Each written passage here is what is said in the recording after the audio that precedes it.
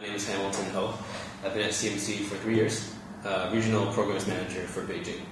And so basically at CMC we've been around since 2006, and we established community centers in the heart of migrant communities here, initially in Beijing, and then we spread out to Shanghai, and now we started in Nepal last year and Bangladesh this year. And so our community centers serve as a platform, as a hub for these migrant communities. These migrants are coming from rural areas, countryside, moving into the cities looking for work, better opportunities. But what happens is they end up living in these slum-like areas where there's not stable housing, there's not a lot of access to education or other access to the benefits of that city, resources that city provides. We provide a lot of programming for the kids, migrant kids and their families, to try to provide them not only with hard, tangible things, resources, but also with a sense of community, kind of bring that sense of community that they might have had when they were in their hometown and making it available here. The Beijing population is about 15 million officially, but unofficially there's another 5-6 million migrants who don't have the permit.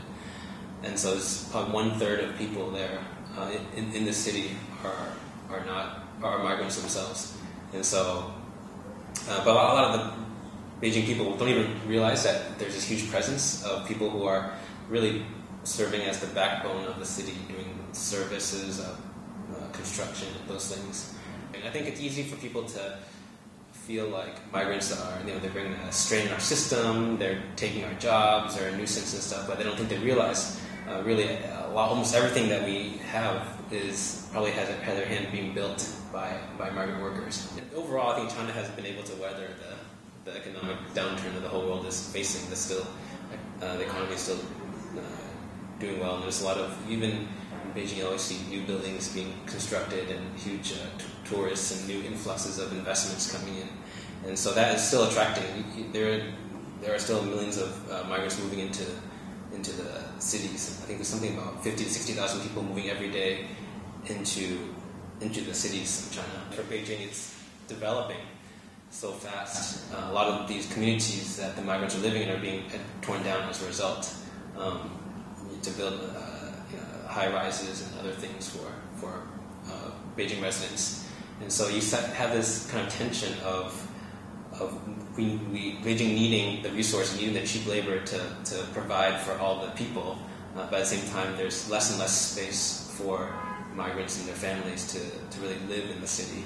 But I think in the long term that there will be more access for opportunities for migrant kids, because there's so many of them, we can't just pretend they don't exist. We're talking about 1 in 3 people in Beijing, 1 in 4 who are migrants. When the number gets so big, it's hard to even know how to approach, because the issue is not as simple as just build more schools. The whole infrastructure of the city is not built for so many people. Yet at the same time, we need all these people to run the city. I think similar to how they feel the need for cheap labor within China. I think it's feeling the same need all over the world, being able to, all the factories that are run, they're recruiting hundreds and thousands of migrants, and because that there's such a huge supply of labor that allows products to be made relatively cheaply and relatively affordably to other parts of the world. And really without that source of cheap labor, there's no way China could be able to produce such a huge amount of products that the rest of the world is consuming. I think that's definitely something that consumers all over the world should be considering. I mean, even as someone, I've lived in Beijing for 5-6 years now, and I've really enjoyed a lot of the benefits of the new buildings, the new roads, the new products, everything, and realizing that without migrants putting these out in cheap labor, I wouldn't be able to, either my taxes would be enormously higher, or just wouldn't have the capacity to have these products. And I think all over the world it's similar. It's just that when you're in America, you won't see the migrant worker. But I think it's getting a lot of news lately. I think it's good to be more conscious that for the hundreds of dollars you might pay for a product, only a small fraction is really going to benefit, going to the salaries and the wages. There's far less control for quality for the workers. And so I think it's healthy to have that discussion and think about, is there any other ways that we can be helping the laborers in China, because we really are, as global consumers, reaping a lot of the benefits that they're providing us, but only giving a really small cost back to them.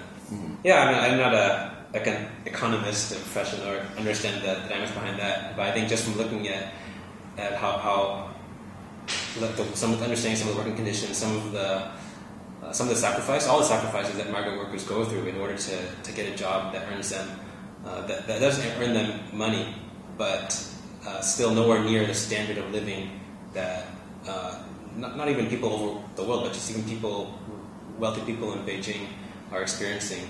It's still a huge gap in terms of wealth and in terms of what probably there's enough money to be made that we can safely invest back into migrant workers without huge sacrifice on our part. So I think cities around the world, not just Beijing, Shanghai, but all over the world, in India, in Brazil, in Nepal, Bangladesh, they're going to be needing to think about how can our cities better develop holistically, not just for the rich, but also for the workers who are coming to bring benefits to the cities. And I think having a positive perspective of the migrants is really a huge critical step, to not see them as a burden on our society. Because really, I think they bring so much.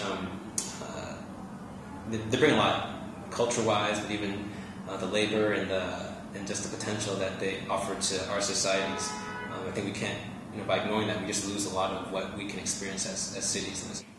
Really believe that the migrants themselves, the kids have a lot of potential. I mean, if they were born in if they were born in New York City or any large developed country, they would have opportunities to be lawyers, doctors, and mayors. But because they're born into these migrant communities in slum-like areas, they just don't have a lot of the same opportunities that the city kids have. I know we're a young organization. We've only been around for 6 years, but we really want to really be encouraging not just volunteers, but the global world around us, like to understand the situation that migrants and their families and their kids are going through.